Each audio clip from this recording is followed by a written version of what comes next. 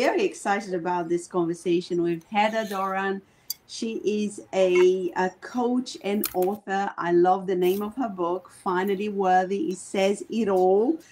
She's a money goddess and helping overwhelmed business owners to be more profitable by tapping into the nervous system regulation with money. I'm not going to go into a lengthy bio because I'm so excited about diving into questions straight away. So Heather, you're an accountant by trade, right? Like that's how Yeah. you started your relationship with money. Tell us a little bit more about how that started and how that evolved into what it is today. Yeah, so I started out like most people. I went to college. I had no idea what I wanted to go to college for. I had just been told my entire life that college was the path, and that was the path that you find success and happiness. And so, here I am, 19 years old, and I checked the box for accounting because in the back of my mind, that just seemed like, okay, that'll bring in money, basically, and I like numbers, and why not? And so there wasn't a lot of, I think it's just my intuition was like, yep, that's it, do that. But, I climbed the corporate ladder, essentially. I got to this place of like, wow, I have a good salary. I have a private office. I have a good title, but I'm still not floating in money. I still don't feel fulfilled. And life is just everyday life. What is going on? And that's really what started me down this entrepreneurial path. I became a bookkeeper. I started doing bookkeeping for businesses. And, everyone that I met with they're so talented and smart, and it's not hard. It's like adding and subtracting. It's looking at spreadsheets. It's opening up a bank statement. Like, it wasn't difficult things, but yet they were still struggling to figure this thing out called money. And I was like, what is going on? Like, why is this so hard for people, but it's so physically easy? Like, you started it, like you figured out how to start a business. You have a website, for God's sake. Like, you have all these things, but you can't seem to figure out how to add and subtract your bank statement. And that's when I really started to dive into this inner layer and this inner consciousness of money and what was really driving how we show up in the world, and really how it's all related to how we feel about money. Yeah. I think that that's so interesting that you say, like, it's something so logical, right? Like, it shouldn't be that hard to do, but yet it's probably an area of people's lives that people struggle the most with, right? What would you say, like, was your mindset at the time when you started realizing all of that? Because you said it yourself, like, I had a good salary, but I didn't feel I was flooding money. Like, what was your kind of mindset at the time when you started realizing that? So I still felt like I needed to do something, that it was in the doing of something. Like, it was, okay, I'm going to start a business. Okay, I'm going to talk to people. Okay, I'm going to physically put together a worksheet. It was very physical. I need to do something. So that's when I was introduced to this thing called intuition.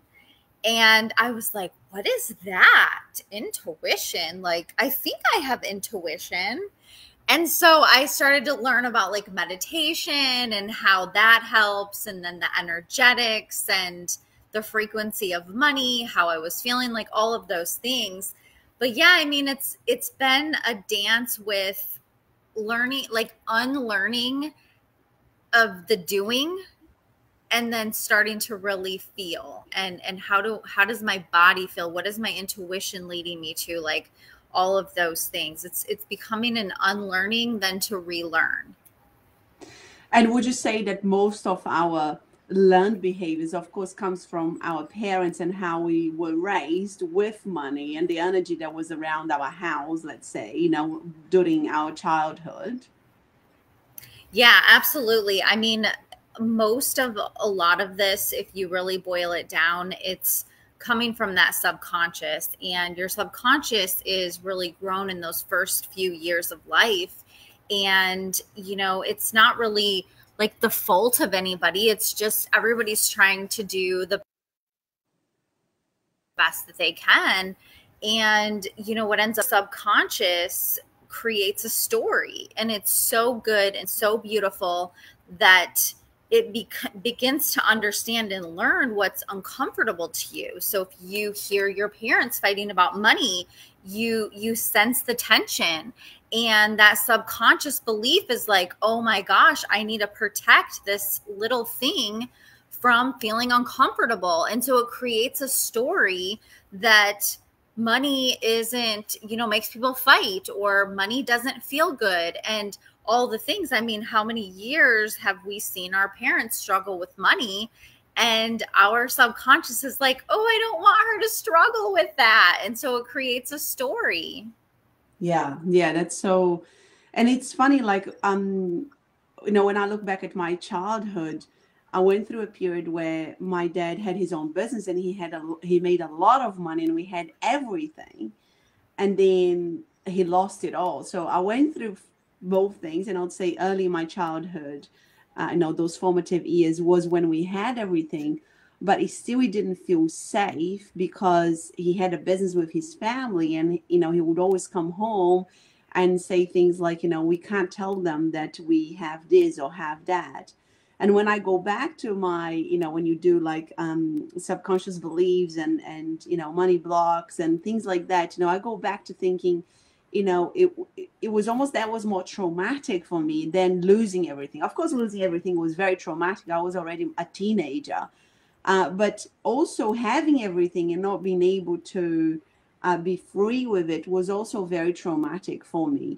And, you know, those are the things that I had to identify, right? And I think we talked a little bit before we came live, like how do people start changing their money mindset? Because, you know, they're in the doing, they feel uncomfortable, or they feel blocked, they feel, you know, that sense of not feeling safe with money.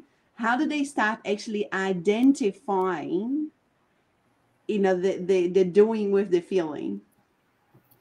Yeah, that's a great question. So, you know, the very first thing that I work with clients on is to start to feel the body, like start to sense the body as things are happening throughout your day. The problem is that we go unconscious throughout our entire day. We, you know, we start our work, we get into work, we open up the email, and it's do. And by the end of the day, you're like, holy crap, did I even accomplish anything? Like, what have I been doing all day? Because we're so unconscious. We don't realize it. We don't realize that maybe we get very like activated by an email, or some, you know, message comes through about our tax return, or, you know, our kid needs something at lunchtime, or whatever it is. And so our system gets so activated, and our system doesn't know the difference between you getting a bill in the mail and a saber-toothed tiger running after you. It's releasing the same amount of chemicals. And so one of the very first things that you have to do is you have to actually pause throughout your day and start to notice, as these things are happening, how is my system responding to that? I'm getting an email and I'm instantly going into, my body's feeling tense. I'm getting mad. My stomach hurts. My chest gets tight. Like, what's physically happening in the body? That is the very first thing. And for a lot of people, it's really difficult because, you know, you're taking such short breaths. You don't even realize it. You're just like, whoa, what's happening? And for a lot of people, that can be very activating because they start to feel their body and they're like, I don't feel good. My body doesn't feel good. And it's because you're starting to actually feel your body. You're starting to actually feel that you are activated most of the day, that you are triggered most of the day, and that you are feeling very uncomfortable. And so that is the absolute very first thing that I say we have to start doing. And I know it's like, what the hell does that have to do with money? Because that, and because money, it lives in that. It's that subconscious. It's that programming. That's how we get to starting to learn about our money, is right there, is starting to identify what's happening in the body, in the system. I love that, because when I started my healing journey after cancer, and my cancer, it was in the colon, which is where the root chakra is, where, you know, your sense of safety is. Yeah. For me, I felt very much like that. I was so disconnected from my body, and I was in that doing, like you talked about. And I think, you know, what people don't realize is that when you're living outside of your body, which I did, you know, trying to work on anything, like on anything, you know, anxiety, money, mindset, depression, or relationships, it's pointless, because you're not even living here. Right? And I think what you said is so important, because, you know, if you're not feeling and you're not living in your body, how are you even going to understand what's going on? And those chemicals are running in such an automatic, like, programming that it becomes your new normal, which is quite sad, right? Like this flight or fight, or the anxiety, or whatever it is, you know, this pain in your stomach, or you feel like this all day, and that's become your new normal, right? Yeah. And it's really starting, once you can identify what's happening, that's when you can start to do other things to start to create a new normal, start to create a normal of, I feel ease. I feel, you know, I feel safe in my body to take time off to like sit here and, you know, binge Netflix, or just enjoy my day off, or even take a day off. I mean, I'm 4 years into really tuning into my body, and I'm just now starting to give myself the permission with ease to take a Sunday off, to just like, okay, I'm not going to work at all, and the world is not going to fall apart. I'm okay. But it's so interesting how difficult it is. And this kind of goes back to what I was saying about like the bank statement stuff. Like it's tactically easy to sit here and take time off, but it's so difficult because my body is so programmed to go, go, go, go, go. And this started in my early years. I mean, think back to even when, you know, like one thing I talk about in the book is when I started going to daycare in the middle of, you know, my dad having to go to work, and I started to have to go to daycare. I had to get up early, and my body was like, I want to just go lay back down. But, you know, here I am 4 years old, and here my programming is already starting at 4 years old. Nope, we got to get up. We got to go to school. We got to do the thing. We got to go. We got to go. We got to go. And so it doesn't stop. And so here we are in our 40s and 50s, and even younger, or even older, and we're like, oh, I don't understand why I can just sit here and sit, because you have so beautifully programmed yourself. Yeah, I never thought it like that when you talk about the kids. Yes, I remember when I didn't have my own business and I worked in corporate when I lived in New Zealand, and I had to wake my kids up. I spent a year with each of them at home, but then I had to go back to work. And I absolutely really hated having to wake them up. And that really made me, like, was one of the hardest things that I had to do, just put them in daycare. And, you know, one of the biggest, like, blessings I feel now is that I can take them to school, that if they are not well, they can stay at home, you know, and being an entrepreneur. And because for me, that was a really difficult thing to accept, you know, at the time. And I feel like, you know, like what you're talking about there, it's, you know, the title of your book, Finally Worthy, you know, it's kind of all goes hand in hand, right? Like you start your life and you go, go, go, and you keep going and you keep doing and you keep working harder and harder, you know, even if you're making more money, sometimes you know, like I said, the money's not flooding because, you know, the money could be going to different places that are not supposed to go, or whatever it is. And then And then finally, when you start feeling your body, which I felt, that you think like, well, deep down, the problem is I don't feel I'm worthy. Yeah. And that's really what it is. And, that's why I finally landed on that title, was because, I really take the reader through this chronological journey of mine, from a lot of abuse that I experienced, and really what I made that mean in my subconscious, made that mean, and beliefs that came from that. And really starting to uncover these pieces of, these are the reasons why I feel so deeply unworthy, and I feel so deeply connected to these unworthy feelings. I mean, one of the examples I give in the book is like, if you can imagine that your belief system is like a tree or a root system, right?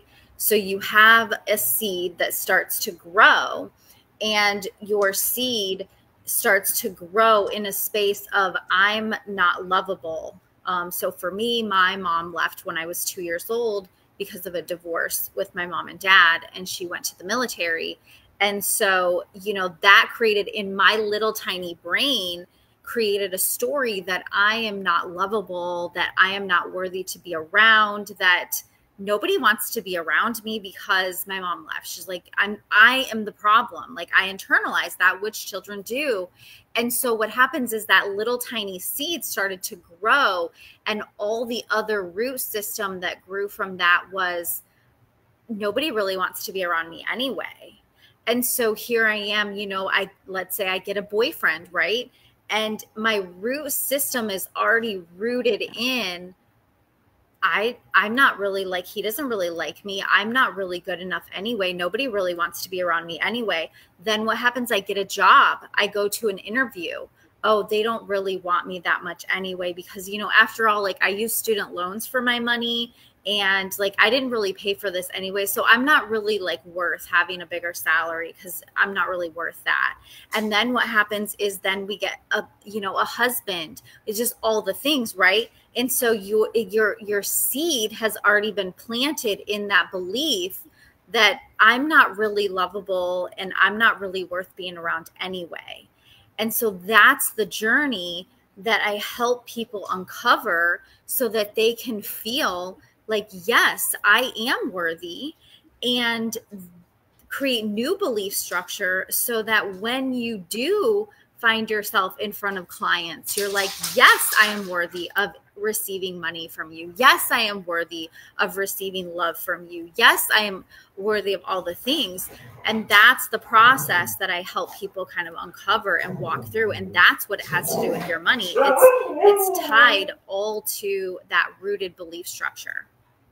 That's very powerful. What would you say are the two things that block people the most when it comes to that process? I think that it's ultimately like, I don't believe it's possible for me. Mm-hmm. That's great for you. Like, you make money now and you have your own business. Isn't that so great for you? But I'm different. I didn't have the trauma that you had. My family was different. I grew, like, all that, right? And it's all just judgment. We're all just reflecting back this judgment. And so I think the hardest thing is that we allow that judgment to root down in, and we keep, like, it's like we hold so tight to this belief of like, no, you don't understand, but mine is so different.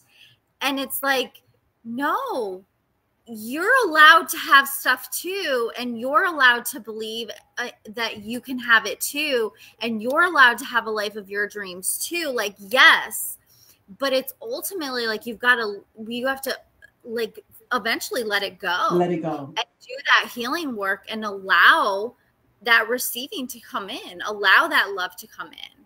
Yeah. So basically, the stubbornness of being right, like it's my, like, like, no, but you don't understand, I have to hold on to this belief, because the belief becomes almost like a habit, right? Like, that's because you've been practicing that for so long, And that's who you become. You becomes your identity as well, right? Well, yeah. And ultimately, so if you think about it, like if I relinquish a belief that I don't feel like I'm worthy to be like that anybody wants me around. So if I release that belief, there's so many things that are attached to that. I mean, like that means that I have to like stop, believing a lot of other things. That means that I probably have to like the people that are in my life, some of the people that are in my life that are attached to that belief that I'm not good enough, that means that I probably are going to have to like let that go. Yes. I'm probably going to have to be honest with myself that I don't really like this job, or I don't really like this relationship, or this isn't really serving me. And I really need to set a boundary over here because that doesn't feel good to me. And so the problem is that our subconscious is so beautiful that it's like, but if you let that go, that means that it's going to be really uncomfortable to let a bunch of other stuff go. And we don't like discomfort. We don't like when we feel discomfort, even when it's for our highest and best. And so it's in that process of really starting to uncover and really massively loving yourself, like loving yourself so much that you're like, I know, but I love you so much that I'm willing to let this go. Like I'm willing to accept that it's possible that this thing, I mean, sometimes like you can't get there, but it's like you create, like a lot of people call them bridge beliefs. It's like, I'm willing to believe that it could be possible for me to XYZ and try that on. Yeah, that's powerful. That's powerful. And can you tell us an example of a client that you worked with that you took in this process, a success story, so we can kind of have a good understanding of, the people that are watching on how you can help them? Yeah, I mean, so I've been working with a client of mine that is an entrepreneur. She's a full-time entrepreneur, and she continues to work a lot, and she continues to really struggle with money. And one of the very first things that we worked on was actually her calendar. Interestingly enough, I struggle with, I've not officially been diagnosed, but with ADHD. And my son has ADHD. She has ADHD.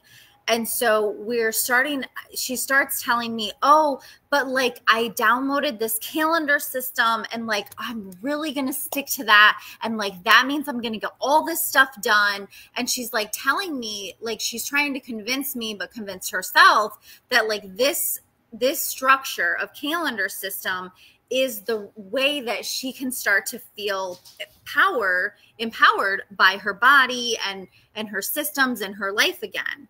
And so I started to explain to her, and we started to uncover that that's actually one of the things that's keeping her blocked, is that she's subscribing to this calendar system that works for other people, but she's not actually listening to her intuition or her body or herself.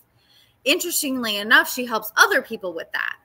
So she started to uncover areas that she wasn't actually allowing herself to listen to her own intuition, listen to her own body nudges.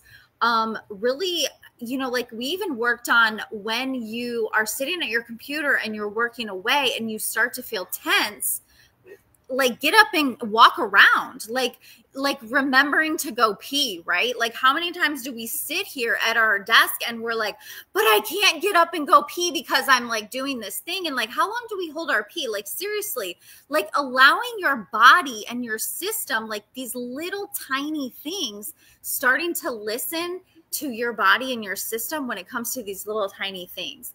So, it's funny. And so she asked me, we get towards the end of the thing. And I said, and the reason why we're working on this and what this has to do with your money is because the way that you're handling this one situation with your calendar and with your schedule is because you're also simultaneously blocking like feeling good in your body. And when you don't feel good in your body, you're not going to attract more money. You're not going to attract more clients. You're not going to attract ease and joy. Like all these other things got uncovered because of a discussion about her calendar. Yeah. And it was like, yeah. And I think there is a tendency in society these days that, you know, you've got to always keep doing more and work harder. And that is also an addiction, right? Like I used to be completely addicted to work, and I must admit it is still quite hard for me to, you know, have set limits and boundaries.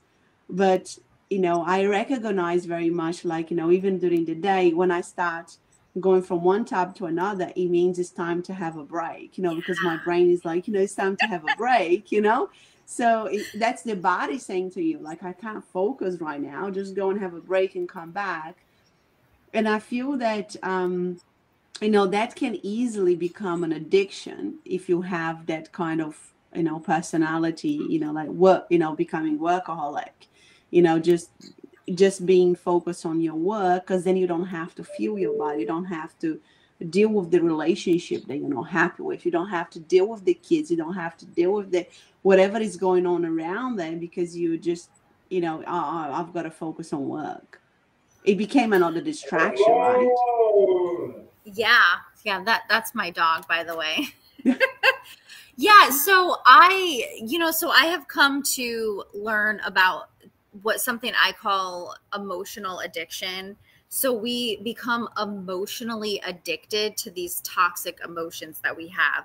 Basically, same thing you're talking about. It's like your emotions are addicted to a feeling that's happening in your body. And so when you overwork, it's feeding an emotion probably that came from childhood.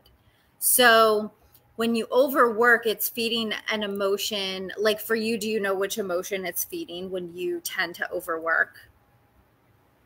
Definitely a feeling of the same, not feeling enough. Like I didn't go through anything, and I like to talk about this because I think when people think about, you know, growing up, they believe that they need to go through a trauma like an abuse, and I think it's relevant to say, right? Like for me, I wasn't abused. I was, you know, I grew up in a lovely home. Like my mom and dad loved each other. They had a very happy marriage. My mom was always present. My dad always worked. So there was a model there. Like he always worked. But part of it, I know that it is because I come from Brazil. There was the culture of like, I have a brother. So everything was given to my brother.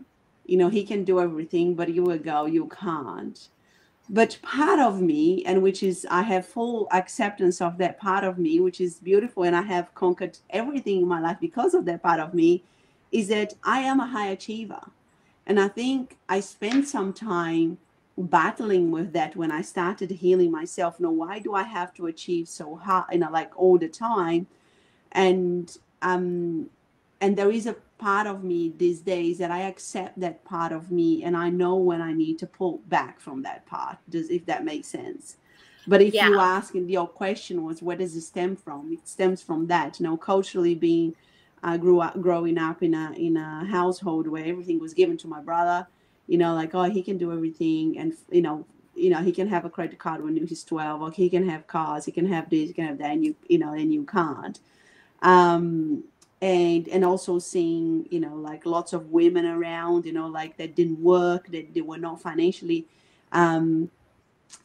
independent. You know, women were raised back then to get married and have kids and, you know, be dependent on their husbands. And I thought to myself very early on, I'm not subscribing to that. Like there is no, like, and this is why I left. I left when I was 21.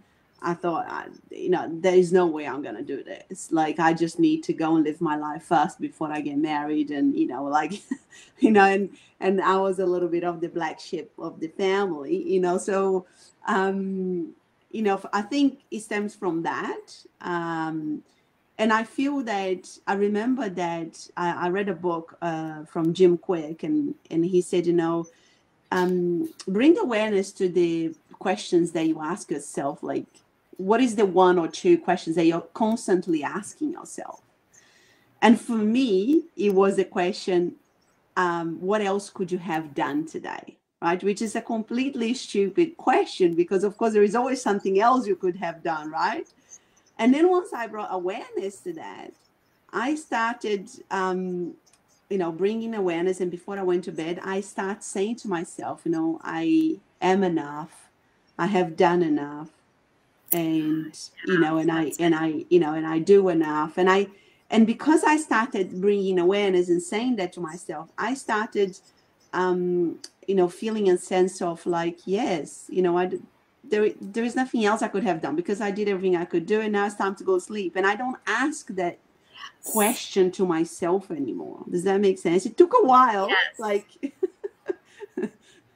but you know, and even if there is a day, like if I'm working here and it's, you know, after dinner, which I really don't do, rarely I do, and I would say to myself, I just need to do this one thing, and I go like, here we go. No. Remove yourself. It's time to finish completely, you know, and it becomes like this new habit, right? Yeah. So that's interesting, because like what I wrote down here as you were talking is, you know, it doesn't necessarily matter, you know, what really happened, right? It doesn't really matter that, you know, your dad or your mom or your brother, like none of that really matters. What matters is what, yeah, he has an opinion about this. What matters is what that little person, that 2-year-old, 3-year-old, 4-year-old, 5-year-old, what that little person perceived as reality, and what that little person came to believe. So it doesn't matter. Like, it could be complete like truth that you never had any trauma and like everything was perfect and you had this great life. It doesn't matter. It matters that that little girl inside of you created a belief that she wasn't good enough, that she wasn't enough. She had to do and do and do to get permission and to get seen. And so that created a cycle to feed that emotion of, I need to do something. I need to do more in order to feel like I'm enough. So your emotional addiction, or one of them, is that I'm addicted to the feeling that I'm enough, that I feel like I'm enough, that I did enough today. And so in order for you to reprogram that, you know, like you said, you start to change the belief. And so you so beautifully have done that. And that's exactly what it is. For me, it's overwhelm. When I start to feel overwhelmed, I know I'm in my emotional addiction, and I know something's going on. I know my little person inside of me is like not feeling safe about something. And it's typically because we don't feel safe, right? So if our emotional addiction is starting to get fed, it's because there's a belief, there's a deep-rooted subconscious belief that's not feeling safe. It's not feeling like, oh my gosh, money is coming in, like, oh, what's happening? My spouse, my kids, whatever's happening. There's some type of safety issue that's happening. And that's when you go into your body and you're like, what's happening? Like, where am I feeling tight? What belief is coming up? Why are you feeling unsafe? And so forth and so on. And you kind of pull that thread of what emotional addiction is being fed and why am I feeling unsafe right now? I love that. And thanks for that. Like, I've always seen myself in my healing journey as somebody I was definitely addicted to anger when I didn't feel safe, and I became my kind of default reaction to everything. Addicted to stress, you know, because it became this stress cycle that I saw happening in my house, you know, after my dad lost everything. But I never saw it, that the feeling of I am enough, as the addiction, right? Like, I know you probably have read all the books of Dr. Joe Dispenza, and I read those books, and he talks a lot about that, the chemicals and, what's happening in the body. And, and very much it's in line with what you said. I never thought it in that way, that it is an actual addiction. And now that you said it is, it is, like you said, it just becomes this thing. Yeah, and it's just because that's how our system, because your dad lost everything, like whatever happened, like that's where you felt safe. That's what was normal, right? And so when we start to move into like feeling good and feeling ease and like money's flowing, our system starts to go, what is happening right now? We don't feel good when money comes in. Like money doesn't just stay and we can stay like our system is like totally jacked up from feeling that. So it's creating that safety in, it is safe to have money. It is safe for me to take time off. It is safe for me to go to bed with to-do list still pending. Like it is, like I can feel safe, and it's bringing safety into your system. And that in my mind is really the path to creating wealth and abundance. That's beautiful. Yeah. And you start creating this new level, right? Like this new level of safety, then this next new level, and then this next, once you start feeling differently, right? Recently I've been reading a lot about investing, and I'm starting to invest in stocks, and, and it's really interesting because now that you say that, when I started reading books about it and started, opening myself to the possibility of starting to invest, I remember starting to read the books and going like, "Oh, this does not feel good in my body," and I'm like, "Oh, this is really triggering." Like, "Oh," like, and I just kind of, I said to my husband, I was like, "Wow," like I thought I had done a lot of work, but just reading this, it makes me feel, quite uncomfortable in my body. And I have read now quite a lot of books, and I was like, "Whatever." Oh yeah, because you ease yourself into reading and feeling and acknowledging, and you go like, "Oh yeah, no, this is safe to read about that." Like it's okay, like to just get to know a little bit more information. And that's data and feedback to start to understand, okay, why am I feeling so activated around investing? Like what happened in my early days that created a belief system that investing isn't safe? And it's probably tied, somewhat to your dad losing his business. Like, oh my God, that's not safe. And like, we can't put our money in that because we're going to lose it all. And the kids are going to live on the street and we're going to be in a box and down the rabbit hole you go. Right. So it's looking at that and then starting to give some dialogue to that part of yourself that's feeling unsafe. If it's that, 5-6-year-old, like really bringing her up and really saying like, okay, what's going on? Why are you feeling this way? Like, yes, I know that this happened with dad, and yes, all the things. And it's really that, I guess, like reparenting ourselves basically in that nurturing place. And we can't simultaneously judge ourselves at the same time as also soothe and heal and create this new level of awareness. Did you say we can or we can't? We can't. No. We have to be very diligent that we're not judging, oh my God, how dare I, like, I thought I had healed this, and where's this coming from? And like coming from this place of judgment, right? So it's having that level of awareness and compassion.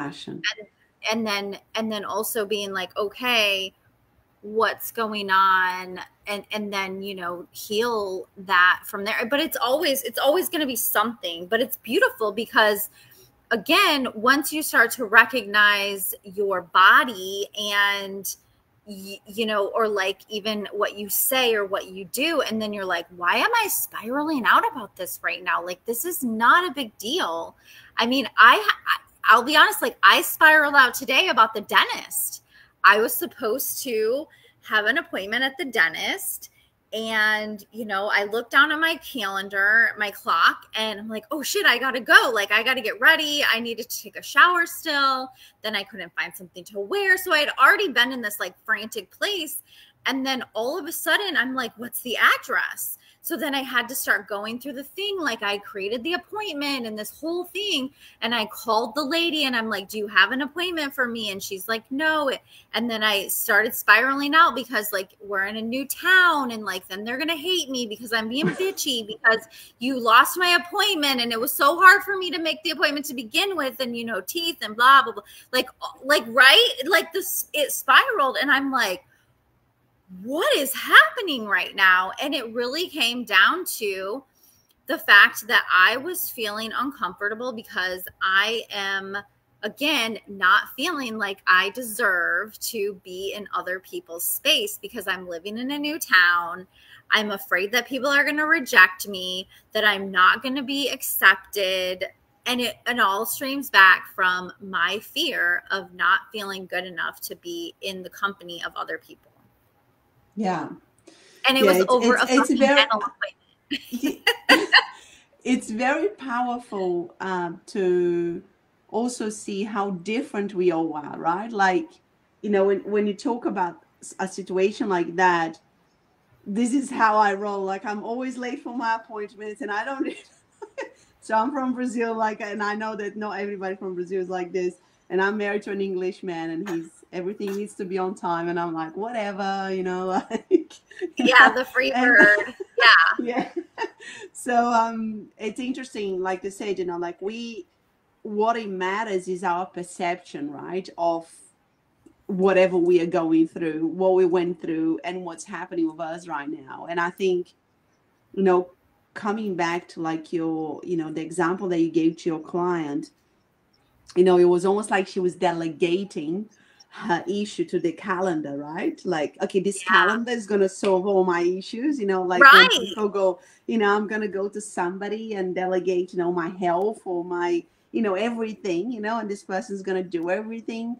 And it is about, you know, doing the inner work, which you talk about in your book, right? Yeah, it's ultimately about listening to your intuition and getting and learning what your intuition feels like.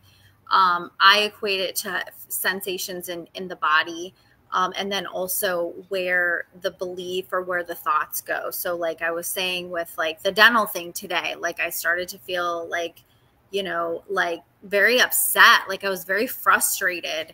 And then it spiraled into like being like, why am I so upset that like my dental appointment was not there? Like, why is that such a thing? So coming back to like, why is this such a thing for me?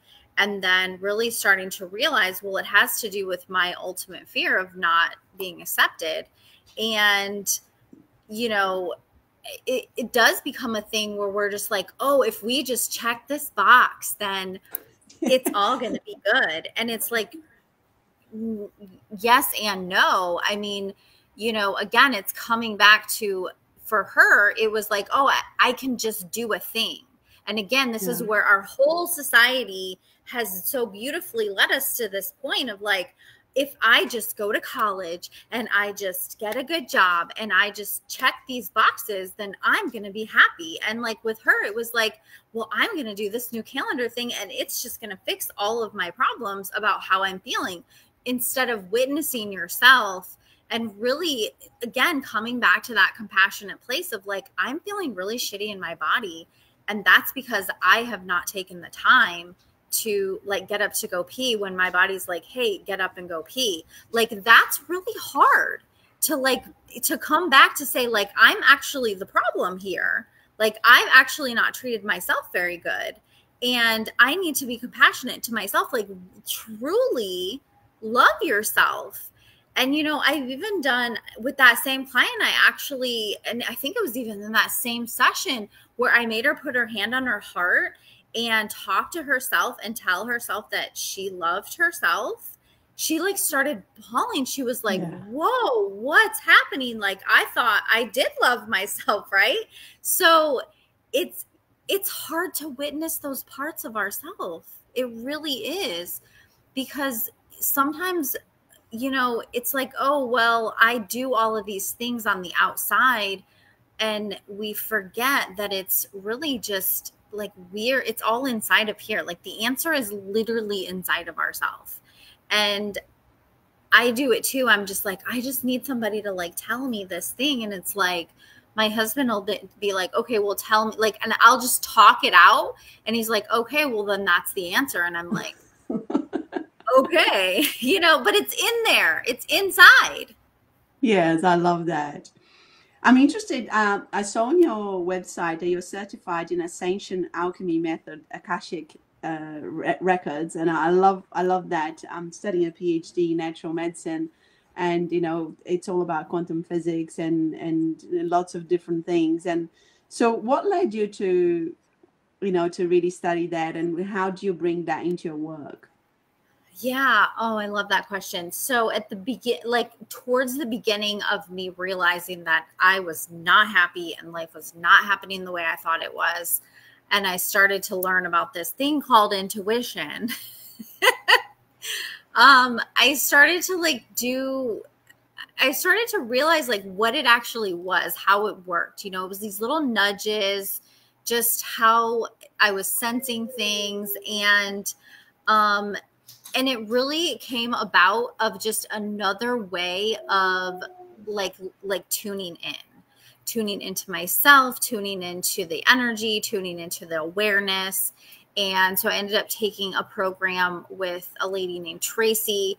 And then she taught us like how to really get centered, how to get grounded, and really like call in that level of energy to where you want to see what is the record, the quote unquote record of whatever's going on. I mean, when we were selling our house, actually, I pulled the Akashic record for my house.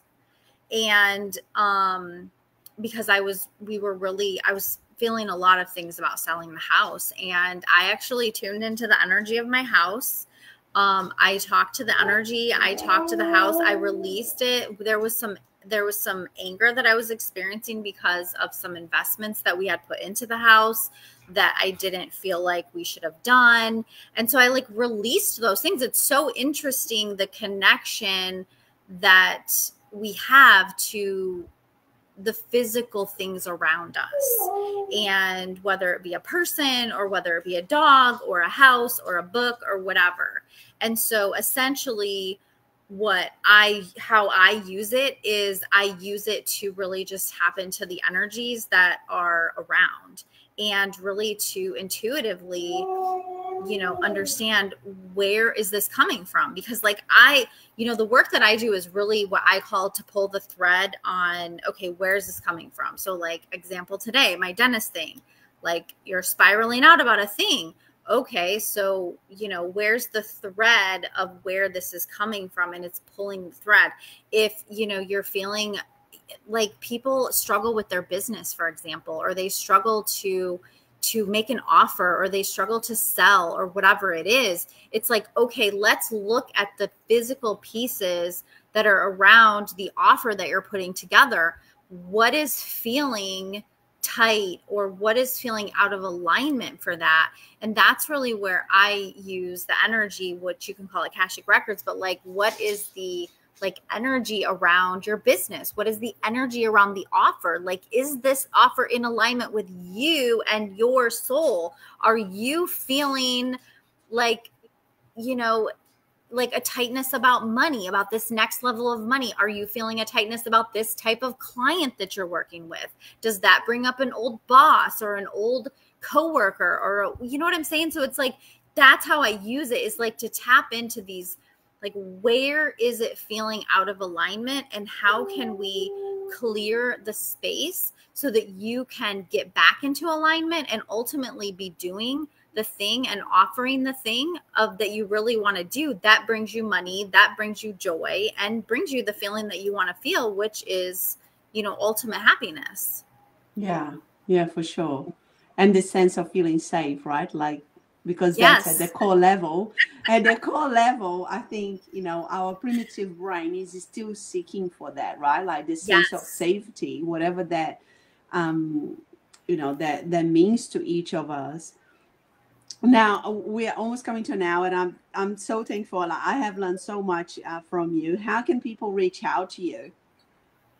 Yeah, so my website is heatherdoran.biz, and then you know, I'm kind of on all the places in social media. So and yeah, your book is on Amazon or on your yes, website? my book is on Amazon. It's also linked on the website as well.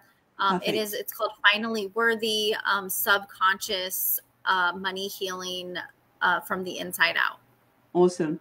So last thoughts to leave for anybody who is just wants to level up their money mindset. What would you say? I would say to set 5 alarms on your phone at random whatever intervals feels good for you. If it's 10, 12, 8:15, whatever it is, set 5 alarms on your phone. And every time your phone goes off, you will pause. It doesn't matter where you're at. It doesn't matter if you're in the middle of a meeting, if you're at a stoplight, if you're in the post office, wherever you're at, it's to pause and take a moment to assess, how am I feeling? What has been happening? Am I in overwhelm? Like, just do an assessment of what is going on, and then use that as an opportunity to come back to, where is this linked to a belief that I have been holding on to for a very, very long time. That is my challenge that I'm going to leave everyone with. And when you do it, send me a message and let me know for a week and tell me what came out of it. Amazing, or even amazing. I'm definitely doing it. Do it for 3 days and tell me like how different you're feeling and what is the awareness that you've come from that. Because I really want to hone in on the fact that, number one, you are worthy of absolutely everything that you desire. And number two, it's coming from a deep-rooted belief that you've been hanging on to for a very long time. And it's time to just release that. Amazing. Well, thank you so much. I'm going to add all the links, you know, your website, your socials, and your book as well. I really, really appreciate your time. I've learned so much, and I'm sure people are going to get a lot out of it. Really appreciate your time, and thank you so much. Yes, thank you for having me. This has been wonderful.